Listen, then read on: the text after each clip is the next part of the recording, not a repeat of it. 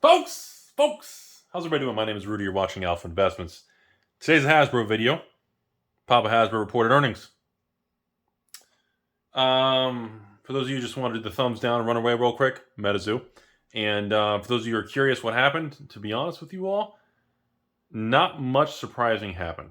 As you already know, a week or two ago, Hasbro already preeminently warned what they did this, what we like to call soft landing. And that's when you know your company's going to report either below expectations of the market, or you're going to hit the bottom of the range, or you're going to hit outside the bottom of the range. Publicly traded companies will tend to come out 1 week to 30 days in advance or something. Say, hey, heads up, kids.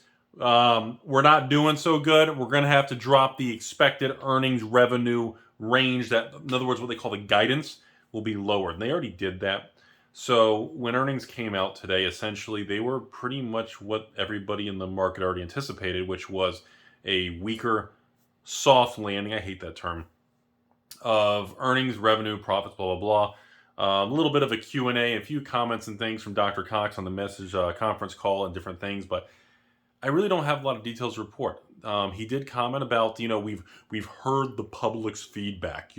We're aware of the release schedule, and we are taking it to heart for the Magic the Gathering world. But again, it's such a cold corporate speak. You can feel the ice coming through the phone. It's so cold. There's no real, heart in the conversation or details. It's just a typical cold corporate speak.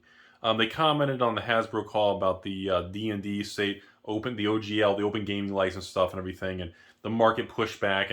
And what I thought was interesting, though, is they claimed that it didn't really impact them very much. Financially, D&D and the world was upset, but it didn't really hurt us much. I thought that was a strange kind of, comment or range to make. Because he said, the revenues and overall money brought in from the D&D world was still within their range or target. So I thought it was really kind of a weird thing that he would kind of, saying, we still brought in we still did our numbers fine. It's just very bizarre how they do that. But overall, this is one of the least exciting Hasbro conference calls and reports and videos I'm doing, folks. Simply put, they said their growth in Magic and everything has stalled out or slowed. They expect low single-digit growth. I think they said something like Q2, maybe negative growth, and for Magic or flat. They said that they still expect to increase and expand their digital footprint with Magic Arena and try to get more stickiness with the clients and customers involved with that. Maybe monetize the customers in Magic Arena more, something along those lines. But really, it was a very lackluster. It was a bunch of nothing, It was kind of fairy dusty, fugazi. There really wasn't much going on it that we all didn't already know. And that is, again, the benefit of preeminently warning the market that, by the way, we did a shitty job. Be prepared for disappointment. Incoming, sad face. The fact they did that, so when that happened today, stock pre-market was up maybe 2%. Kind of market sell-off because of, once again, inflation data came in hotter than expected. So, again, the overall market's down. So I would expect Hasbro to end today maybe down 1 to 3% or something. In other words, not really much of anything happened. Stock sitting around $60 plus or minus a couple percent swings on a normal basis. It's pretty kind of just calm. So that's really all that's going on. They didn't say anything about, things are a disaster. We're going to cut the dividend and raise capital. We got to issue new debt and bonds to rate. They're not doing anything like that. They are still a very profitable company. They're not showing the extreme growth that they showed in the 2020 boom. But again, everything is kind of trending in the other way. So it's still yet to be seen whether or not we see supply cut and print run adjustments in the world of Magic. Okay. Yes, they claim they're aware of the release schedule and this and that. I always love though how there's like a billion releases in Magic every year, and like on their conference calls they'll comment like, the Warhammer 40k decks have done so well, they're on their third reprint. Excuse me, yes, you in the back. What about the other 100 releases? Get them out of the room. The Warhammer 40... I love how corporations will cherry pick that one thing. It drives me crazy. In the last 12 months, there's been, 90 secret lairs, 20-something releases, depending if you count core sets, supplemental products, specialty sets, standard draft, collector, I don't know, jumpstart, command. There's so much stuff. And I just love how they pick on like one item. One comment before we move forward, and I give you all my opinion. It concerns me a little that Dr. Cox and Cynthia Williams are very bullish and very excited about like the Lord of the Rings thing coming this summer. I think it's June or July. Stuff like that makes me nervous. They seem overly giddy and overly excited about this next crossover for universes beyond in the Magic world. And I guess now I'll jump over and kind of give you guys my little opinion.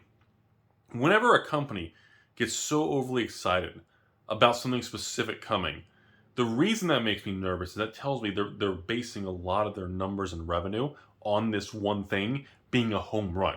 So if anything doesn't work out perfectly, it's going to just be a massive letdown in their top line and bottom line, just the overall revenue and sales and the profit margins.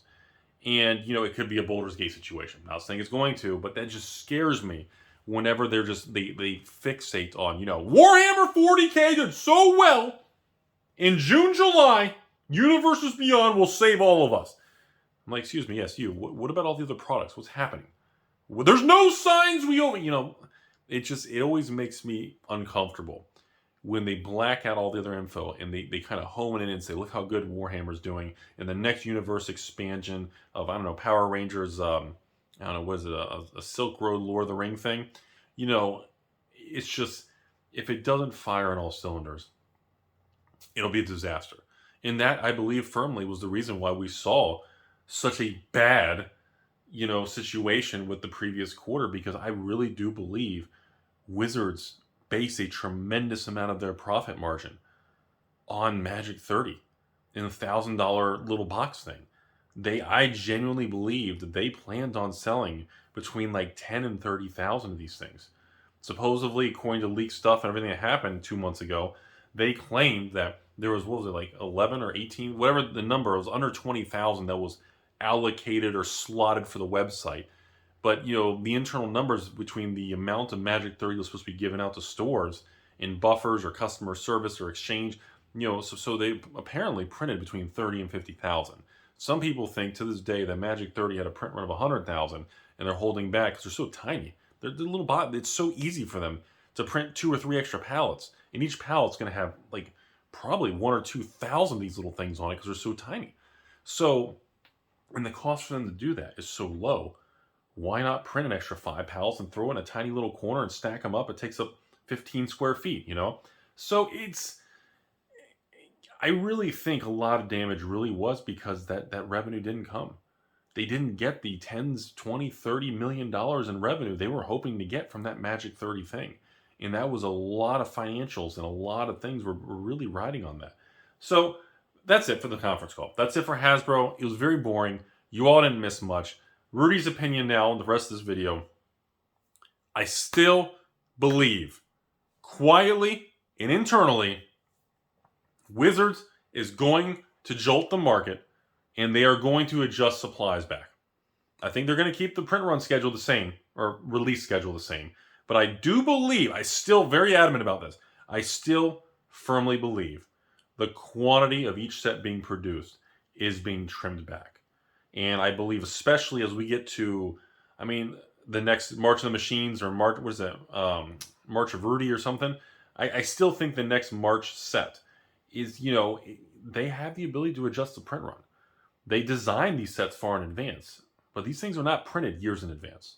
They're not printed that far in advance. They design and R&D them early, but the actual printing at the factory, they're not printing sets for 3 years from now and just piling them up in warehouses.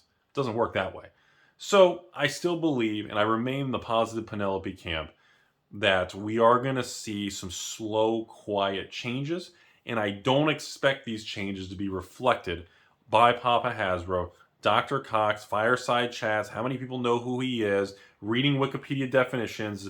All these morons I don't think are going to legally be able to discuss or say anything that anybody cares about.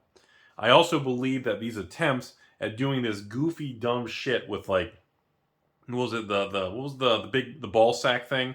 Love sack, selling $1,000 bean bags, selling branding magic with hot pockets, thinking everyone's losers and we all sit at home and eat 45. I do like the regular pepperoni hot pocket. I used to eat them as a kid.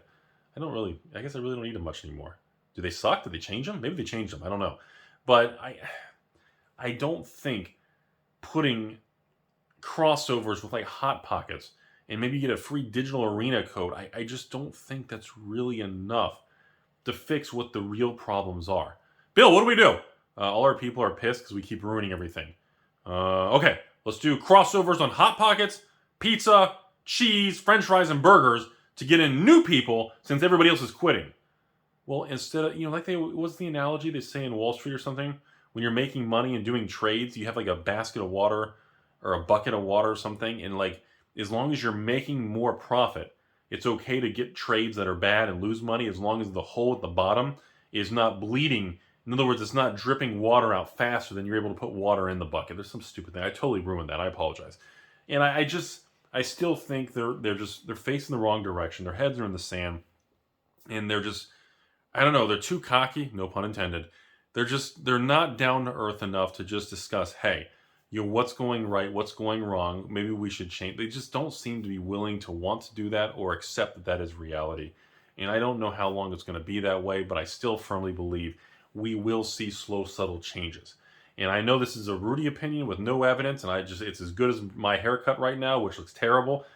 I do believe within the next 5 years, we are going to see substantial changes at Hasbro. And that includes leadership changes, board of director changes, possibly people running the company.